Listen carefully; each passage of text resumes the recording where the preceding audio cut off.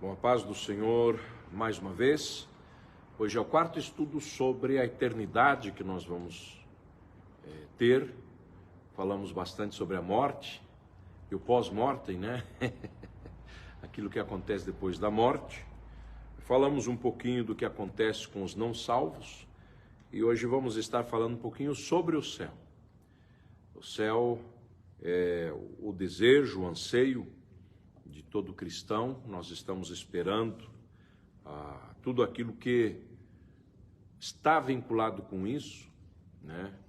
E desde sempre, através do ensinamento de Jesus, através daquilo que a igreja sempre tem ensinado, se está aguardando novo céu e nova terra.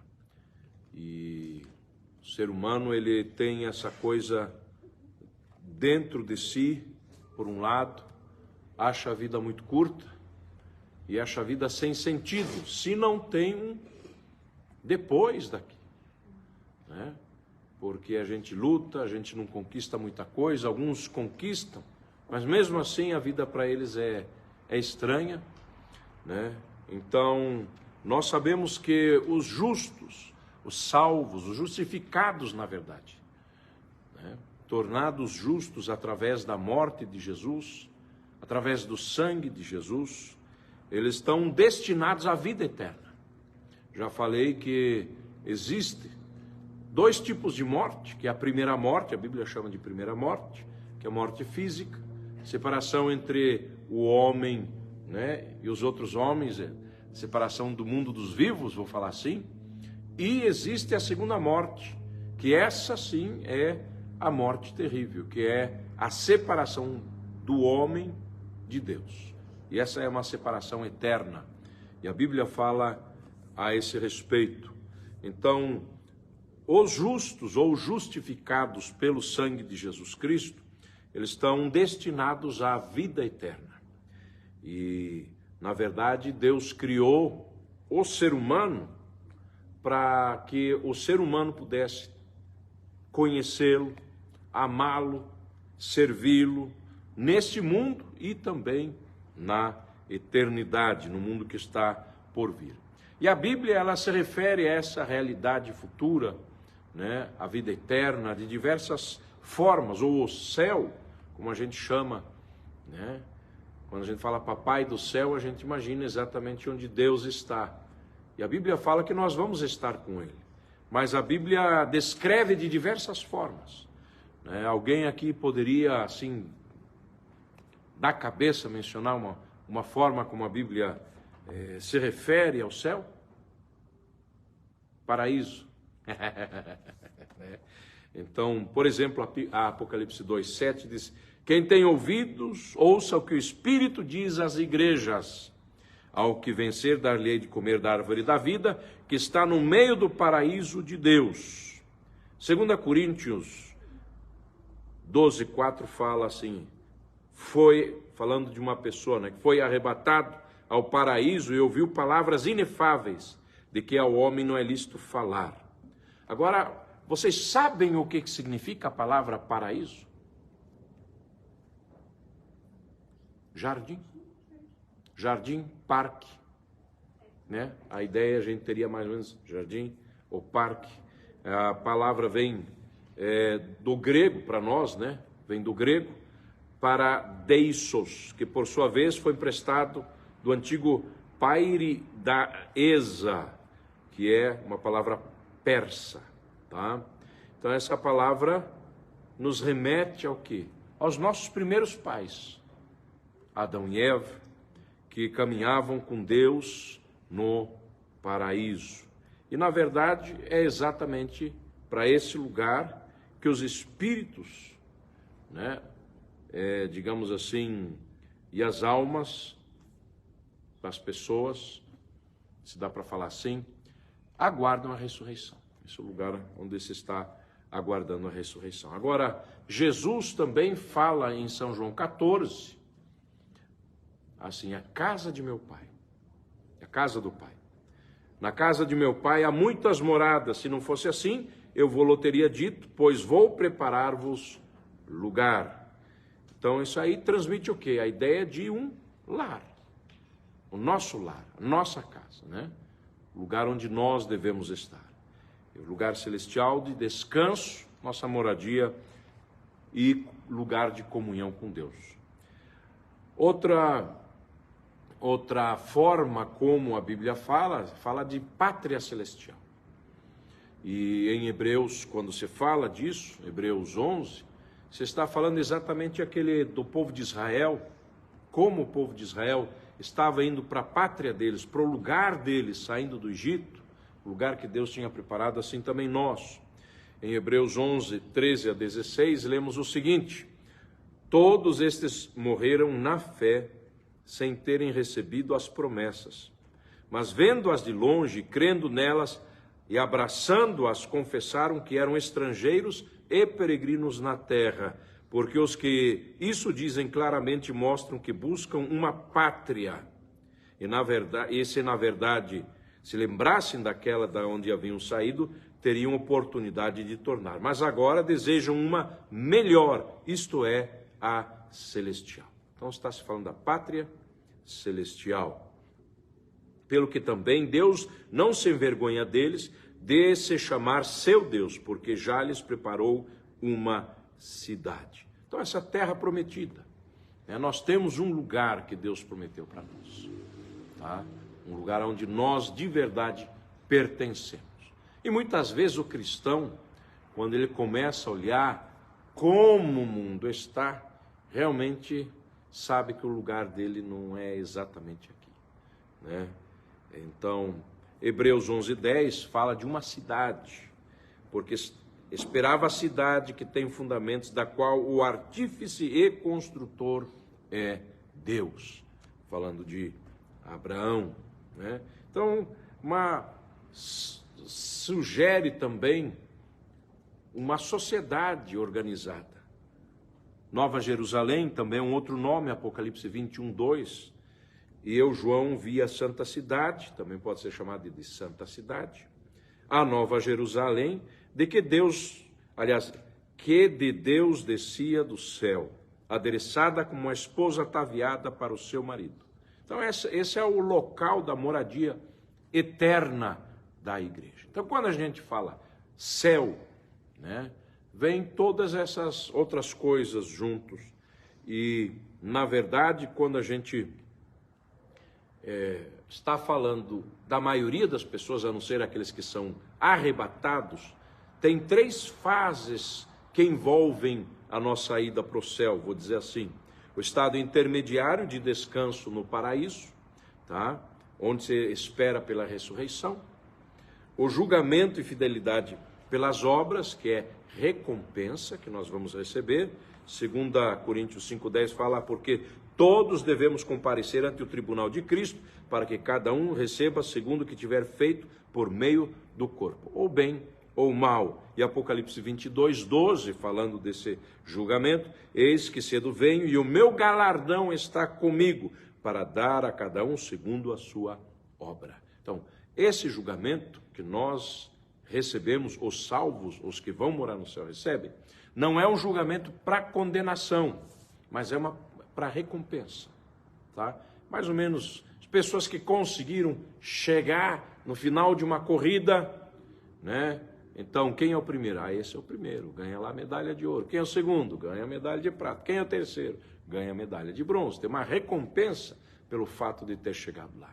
Assim também nós teremos. E, finalmente, a terceira fase é a da Nova Jerusalém, onde nós vamos estar para sempre com Ele. Tá? Essa é mais ou menos as fases, né? As etapas.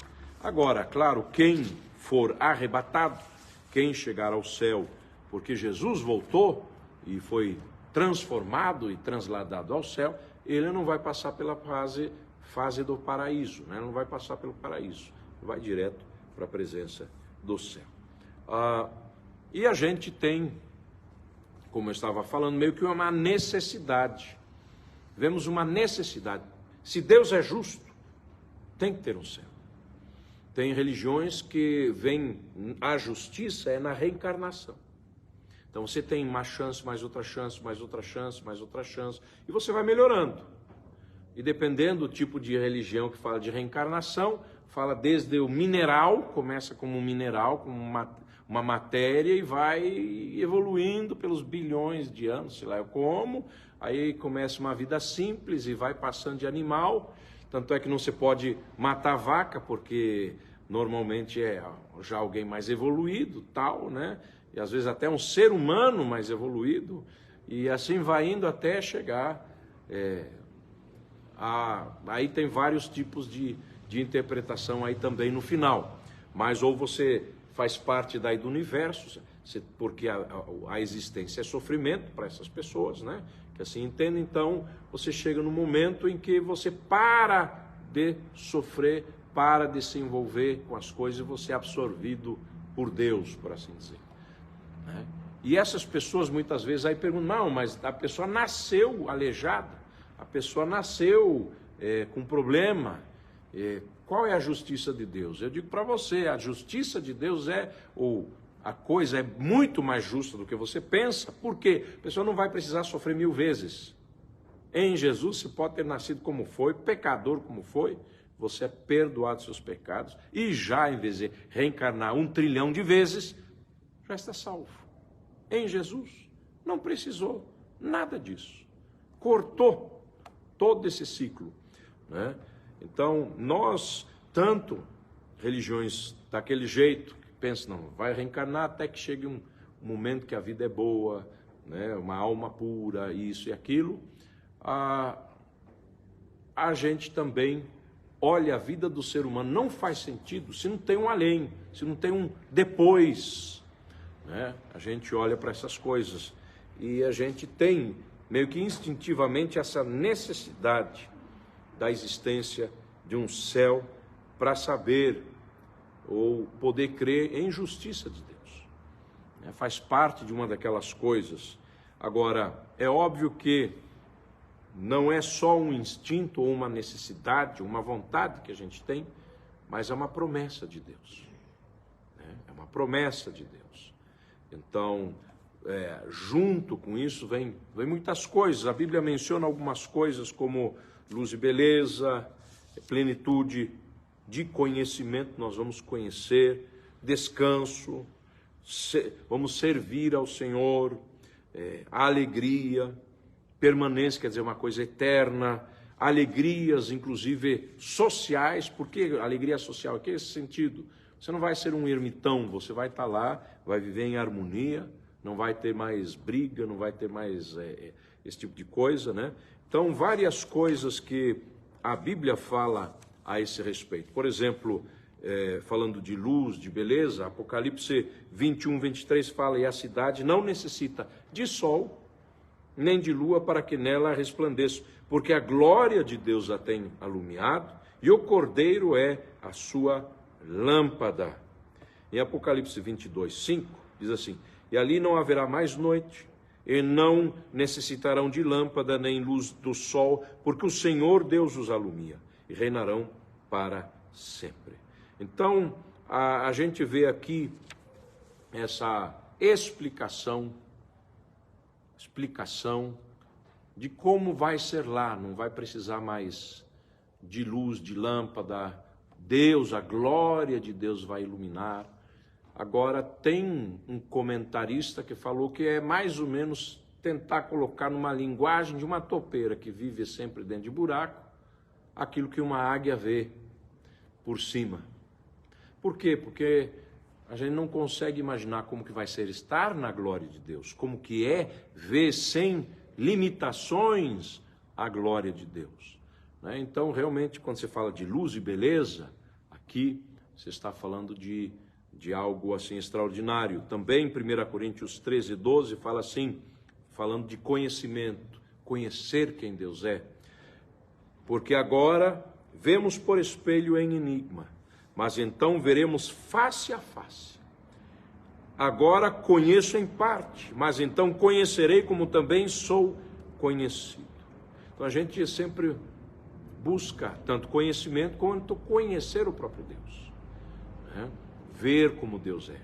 E a Bíblia fala que nós vamos conhecer Deus assim como somos conhecidos, né?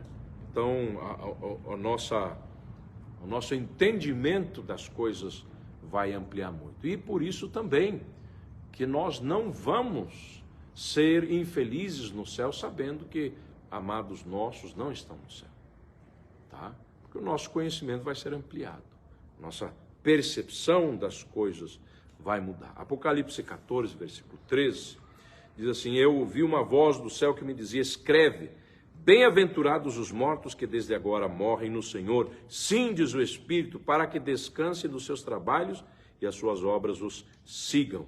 Apocalipse 21, versículo 4 diz: e Deus limpará dos seus olhos toda lágrima, e não haverá mais morte, nem pranto, nem clamor, nem dor, porque já as primeiras coisas são passadas. Então, quando você fala de descanso, quando você fala de paz, está se falando, né, de uma coisa eterna, de uma estabilidade, né, uma tranquilidade. E tem coisas que às vezes a gente nem entende como que vai ser, a gente não consegue imaginar. Vai fazer 10 anos atrás, eu viajei para a Europa, né, e antes de haver esse influxo enorme de refugiados para a Europa, que teve tanto da África quanto do Oriente Médio, mas lá era assim, tipo a Rua 15 aqui de Curitiba, duas mães jovens, né, duas mulheres jovens conversando, andando, empurrando o carrinho, né, e uma criança de 2, 3 anos atrás, 50 metros lá atrás, andando sozinha. Ela parava assim, e eu vi mais de uma vez isso, com mulheres diferentes. Ela parava, olhava: vem aqui. Aí a criança corria um pouquinho: vem. Ela via que a criança estava vindo, continuava. Paz, tranquilidade. A gente nem imagina uma coisa assim aqui, né? Então a gente nem tem ideia. Para mim era um absurdo. Quando eu vi isso, falei: não acredito uma coisa dessa.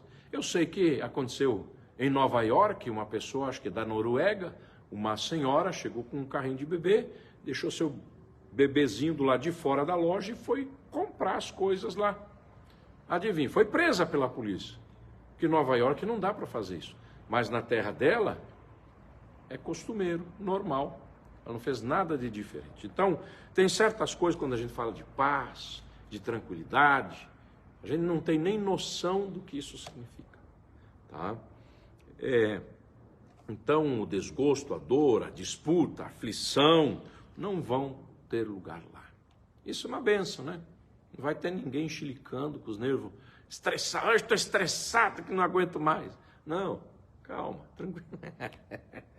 Quero ver como que eu vou ser lá. Eu acho que eu vou. Muito bem.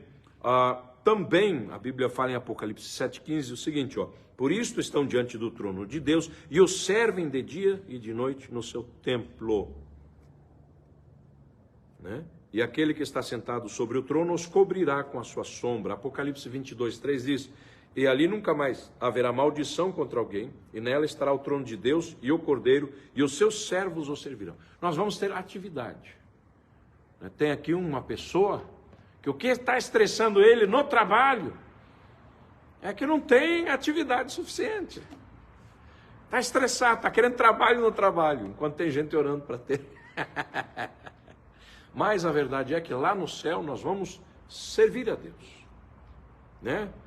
Nós vamos trabalhar. Tanto é que, por exemplo, quando Deus fez o jardim do Éden, fez Adão e Eva, né? Fez para Adão e Eva tudo perfeitinho, mas tinham que cultivar aquele jardim, tinham que fazer alguma coisa, né? E o ócio é uma coisa ruim, né? Tem aí até um italiano que tem um livro, ficou famoso, O Ócio Produtivo, né? Mas eu acho que o ócio a longo prazo não é muito produtivo, não. Lá nós vamos ter o que fazer. Tem muita gente que pensa: nossa, aqui deve ser chato, né? Não tem nada que acontece, não tem nada, a eternidade. Você imagina tocando harpa lá, né? Os mesmos 100 ou 200, sei lá quantos hinos da harpa, né? A gente exagerando aqui, né? Sempre cantando os mesmos 500 hinos da harpa. Nossa, depois de 10 anos deve já...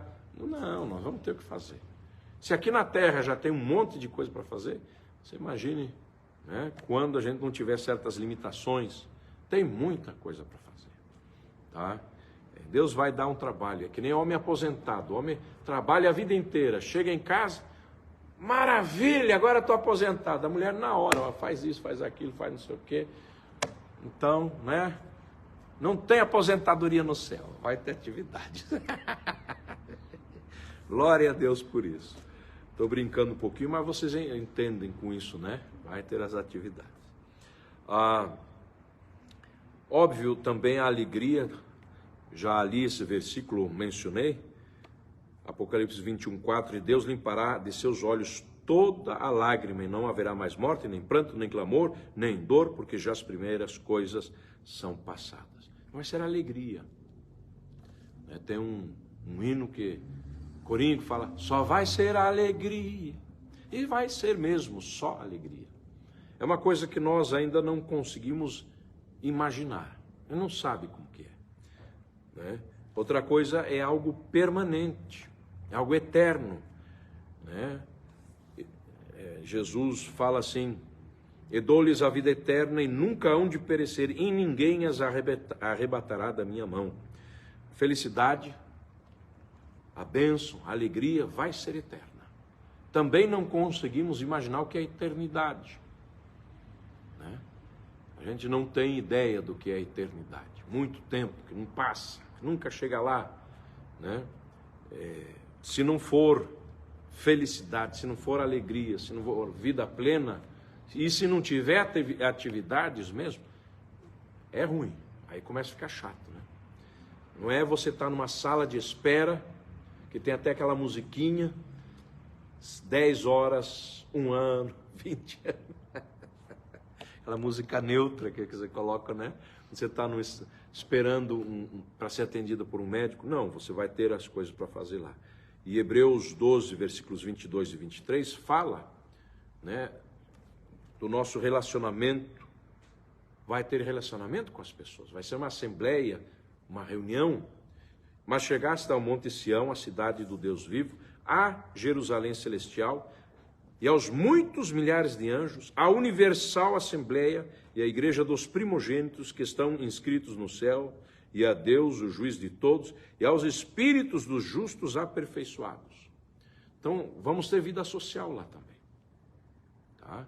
Vamos conhecer muita gente interessante, né?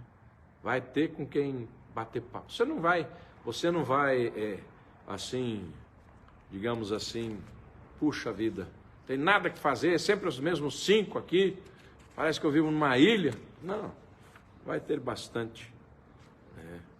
Vai ter bastante gente lá. Inclusive 1 Tessalonicenses 4, 13 a 18 fala assim, não quero, porém, irmãos, que sejais ignorantes acerca dos que já dormem, para que não vos entristeçais como os demais que não têm esperança. Porque se cremos que Jesus morreu e ressuscitou, assim também aos que em Jesus dormem, Deus os tornará a trazer com ele. E aí, né, ele ainda explica mais ou menos a sequência de como isso acontece, mas nós vamos estar junto com pessoas fantásticas, homens de Deus, mulheres de Deus, extraordinários, através de todos os tempos, né? Vamos conhecer essas pessoas que a gente leu na Bíblia, e milhares e talvez milhões de pessoas que não estão na Bíblia, mas que também são extraordinários, que também são fenomenais, que em sua época foram fiéis ao Senhor Jesus, né?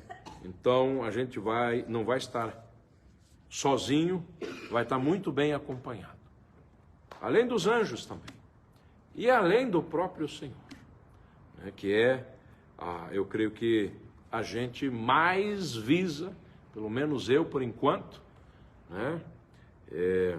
É o que eu mais desejo. A Bíblia fala que nós o veremos face a face, quer dizer, pessoalmente, né? Então é uma coisa maravilhosa.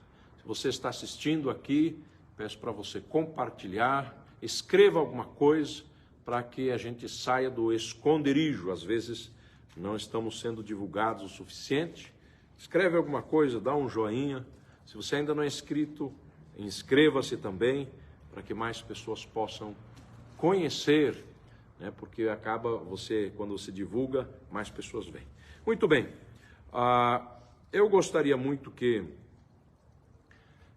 todos pudessem ser salvos, né? Mas, infelizmente, nessa ida para o céu, alguns ficam encalhados no meio do caminho, se perdem. E quando os ímpios morrem, né, a Bíblia fala de uma coisa terrível em Apocalipse 20, 14. Então a morte e o inferno foram lançados dentro do lago de fogo. Esta é a segunda morte. Né? Então, quando os ímpios morrem, as almas deles irão para aquilo que é chamado de Hades, que a gente chama de inferno, né? Que é como se fosse uma prisão, onde eles ficam lá conscientes do que está acontecendo, tá? Assim como quem está salvo. Assim como o rico estava consciente e Lázaro também estava consciente, né? Então é importante as pessoas entenderem que enquanto estamos vivos, nós estamos escolhendo que lado que nós vamos ficar. Deus sabe que o ser humano não é perfeito, mas esse ser humano imperfeito, ele tem que escolher em que lado que ele vai ficar. Se ele vai ficar com Deus, que sabe que ele é imperfeito, sabe que nós somos falhos, né?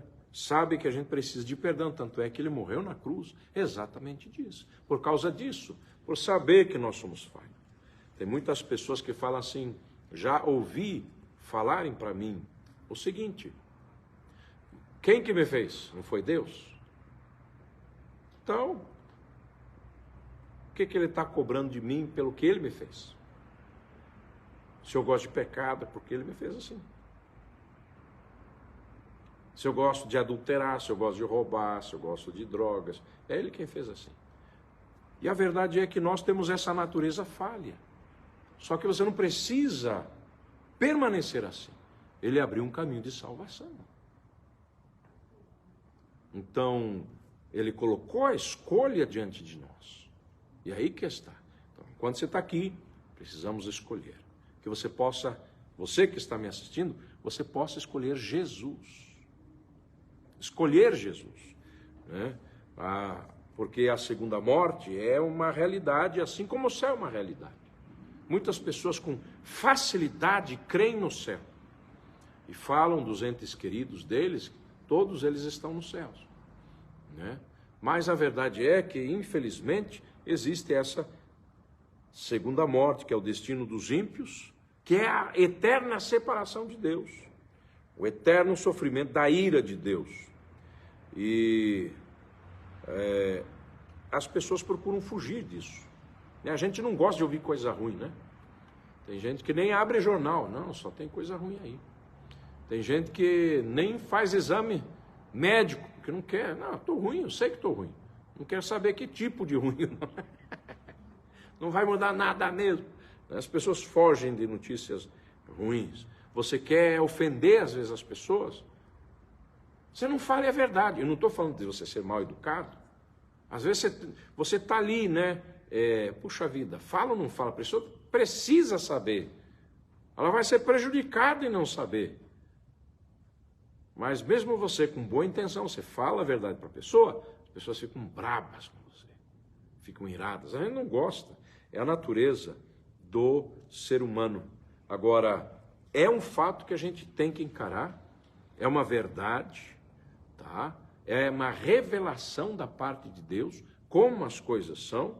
E agora, em Jesus, foi aberto um caminho, uma escapatória, uma porta de escape, né? Uma saída de emergência. A emergência está aí. E aproveitando falar aqui, o caso é que todos pecaram. Todos, portanto, ao nascerem, já nasceram com o destino eterno traçado. E é por isso que é importante aquilo que Jesus fala: eu sou o caminho, a verdade e a vida. Ninguém vem ao Pai senão por mim. Tem muita religião, tem muita coisa, mas a salvação é em Jesus. E eu quero incentivar você a ser de Jesus. A Bíblia fala em Romanos 6:3, porque o salário do pecado é a morte. Não só morte física, mas a morte eterna, né? Então, a morte, portanto, não é cessar de existir. O nosso corpo para de funcionar, ele se decompõe. Mas o Gerson, se eu morrer hoje, continua a existir. Se o Gerson vai estar destinado ao inferno, ele vai pro Hades, um lugar ruim. Se o Gerson está destinado ao céu, ele vai para o paraíso esperar. Ambos, né, o Gerson salvo e o Gerson condenado, vão esperar a ressurreição. Tá? E é interessante, essa ressurreição é a ressurreição do corpo. Só que o salvo tem um corpo glorificado. Mas mesmo assim, aquele que ressurge, né, é ressuscitado para a condenação, ele ressuscita com corpo. Não é um espírito que anda vagando aí. Tá? Então é importante a gente ver. Então, nós precisamos entender que somos chamados para a vida por Jesus. É um convite. Muitas pessoas entendem tudo errado, acham que a gente prega o evangelho, até parece assim, só falta a gente se ajoelhar para a pessoa, aceita Jesus, arrepende seus pecados. A pessoa pensa que, e é interpretado como se a gente estivesse fazendo um favor para Deus. Então a pessoa já está revoltada com Deus e ouve o evangelho, às vezes ela interpreta errado como se você tivesse... Não, olha, você não gosta de Deus e agora você vai fazer um favor para Deus. E ao contrário, mesmo você não gostando de Deus, Deus está abrindo uma porta de salvação para você. E a gente se ajoelha ali, quase. Por quê? Porque a gente quer ver a sua salvação. Queremos ver você longe daquilo que a Bíblia chama de lago de fogo, né? E quando a gente olha, por exemplo, Apocalipse 20:10, diz assim, ó: e o diabo que os enganava foi lançado no lago de fogo e enxofre, onde estão a besta e o falso profeta, e de dia e de noite serão atormentados para todo sempre. Esse lago de fogo, não vai ter lá o diabo de boas com um tridente, né, te dando tridentada no traseiro e jogando você lá dentro de um tacho e virando você lá como se você fosse, né, sei lá, um pedaço de carne sendo feito ali. Não, ele também vai estar no sofrimento lá, tá? Outra coisa, tem muita gente que diz, lá no céu eu não vou lembrar de nada. Não, eu já mostrei, eu já li aqui versículos antes, que nós vamos ter conhecimento lá, vamos ter conhecimento pleno. Mas também quem vai para o inferno, Lucas 16:25, olha assim: disse, porém, Abraão, filho, lembra-te de que recebeste os teus bens em tua vida, e Lázaro somente males. E agora este é consolado e tu atormentado. Então, o rico lembrava do que aconteceu lá. Se lembrava da sua família. Sabia da seriedade do que estava acontecendo com ele. Tanto é que falou assim, não, que eu não posso sair daqui, então faça com que Lázaro ressuscite e ele pregue para a minha família, para que eles não venham para cá. Tá? Então quem está lá tem conhecimento e tem remorso. Ainda aqui na mesma passagem de Lucas 16, agora nos versículos 27 e 28, e ele respondeu, peço-te, pois, ó Pai, que mandes à casa de meu pai, pois tenho 5 irmãos, para que lhes dê testemunho, a fim de que não venham também para este lugar de tormento. Peço perdão aqui pela sirene. Outra coisa, Daniel 12:2 fala a esse respeito também, diz assim, e muitos dos que dormem no pó da terra ressuscitarão, uns para a vida eterna e outros para a vergonha e desprezo eterno. Marcos 9:46 fala de um fogo que não acaba, onde o seu verme não morre e o fogo nunca se apaga. Também é chamado de abismo, né? Um poço, um buraco. Apocalipse 23, lançou-o no abismo e ali o encerrou e pôs selo sobre ele para que não mais engane as nações. E assim vai. Trevas, Lucas 25, versículo 30, lançai, pois, o servo inútil nas trevas exteriores, ali haverá pranto e ranger de dentes. Se o céu é um lugar de descanso, Apocalipse 14:11 fala assim: e a fumaça do seu tormento sobe para todo sempre, não tem repouso, nem de dia nem de noite, os que adoram a besta e a sua imagem, aquele que receber o sinal do seu nome. Então, é um lugar realmente ruim. Não é bom. Tá? A Bíblia fala, no entanto, o ser humano acaba entrando nessa situação de gaiato, porque participa da rebelião de Satanás e seus anjos, porque na verdade foi preparado para eles esse lugar. Mateus 25:41, apartai-vos de mim, malditos, para o fogo eterno preparado para o diabo e seus anjos. Era para ser para eles, né? Então, além disso, tem o fogo eterno lá. Então, eu não vou entrar muito nesse detalhe, mas o importante é o seguinte: o inferno originalmente não foi preparado para o ser humano, tá? Não era para nenhum ser humano estar ali, mas sim para o demônio, Satanás e os dele. Então, quando a gente fala de eternidade, tem pessoas que conseguem meio que imaginar uma coisa que nunca termina, né? Mas tem outros que não conseguem. E quando a gente fala de tempo, quando a gente fala de 100 anos, 1000 anos, 10 mil anos, 100 mil anos, 1 milhão de anos, 10 milhões de anos, 100 milhões de anos, 1 bilhão de anos, 100 bilhões de anos, 100 trilhões de anos. Isso é uma coisa que não acaba nunca. Conforme vai passando o tempo, só vai aumentando o zerinho ali, né? E essa é, na verdade, o tempo da eternidade. Então, a gente não consegue ter ideia do que é uma eternidade. Agora, para a perdição é uma coisa terrível, mas para a salvação também é uma coisa maravilhosa. Saber, ter segurança, ter paz, né?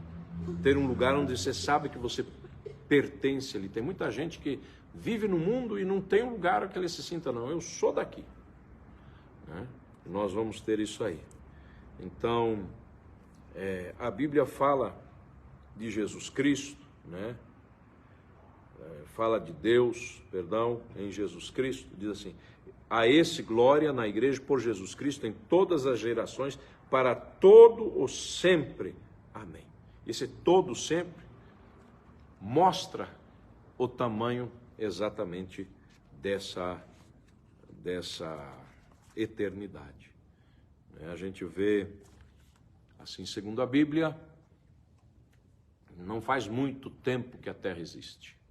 A gente vê certas coisas, a gente já acha muito comprido, né? Mas a verdade é que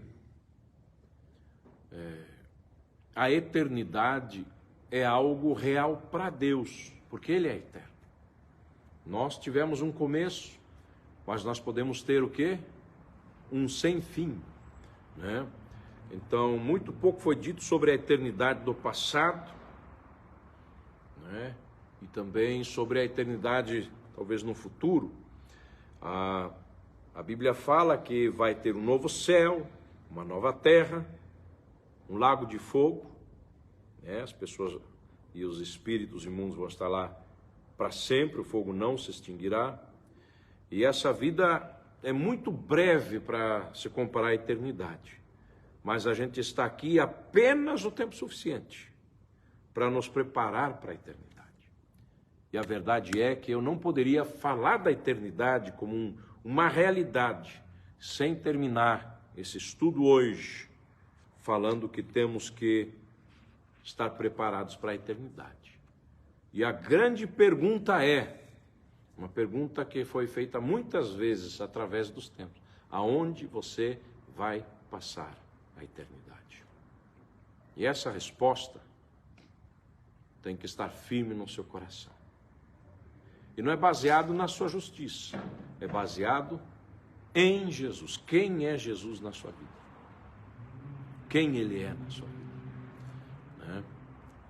Quando você, talvez para a gente entender melhor, eu estava vendo um debate entre ateus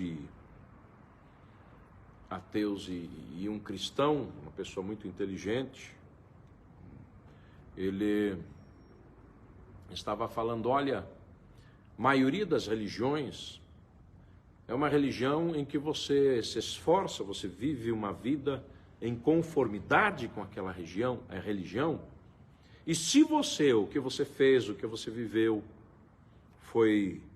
pesa mais, se aquilo for bom, pesa mais do que o ruim, se você convence a divindade de que você viveu uma vida digna, então você está salvo. O cristianismo é diferente. O cristianismo, ele é um relacionamento com Deus. Por isso que eu falo para vocês, depende de quem Deus é na sua vida, quem é Jesus na sua vida, a salvação, não quem você é. Né? Ele falou, para ocasionar, né, aquele impacto, ele falou, olha, quando eu encontrei a minha esposa, eu trouxe um livro de receitas, né, e falei para ela, ó, aqui está o livro de receita. Se você durante 40 anos fizer exatamente como essa receita, então eu te aceito como esposa. Se não, não. Aí o pessoal olhou assim. Aí ele falou, é claro que isso é um absurdo. Mas a maioria das religiões são exatamente assim. Se durante 40 anos, se durante 60 anos, se durante toda a sua vida você fez tudo certinho, aí então você está salvo. Mas, no meu caso com a minha esposa, é um relacionamento. Eu não tô relacionando com ela porque ela vai estar fazendo tudo certinho e depois vão ver. Não, eu estou em um relacionamento desde o começo com ela. E assim também, se nós temos um relacionamento com o nosso Salvador, Ele vai nos salvar. É para isso que Ele está ali. Né? Imagine você está se afogando, está precisando de alguém que te salve. E aí você estava atravessando o lago, o rio, sei lá eu. E aí então você está lá, sei lá, 160 metros para lá, você começa. Né? Chega o camarada no barco, mede 160 metros, vê. E não fez em tanto tempo, então morra afogado. Não é assim. O Salvador vem exatamente porque você está se afogando, não interessa o que está acontecendo antes e depois. E assim é Jesus também, Ele é o nosso Salvador. Sabendo que nós somos pecadores, sabendo que nós somos falhos. E o importante é estar em relacionamento com Ele. Quando a gente pisa na bola, quando a gente falha, quando a gente isso e aquilo, a gente pede perdão. E enquanto a gente não está pedindo perdão, o que a gente está fazendo? Estamos nos esforçando para agradar a Ele.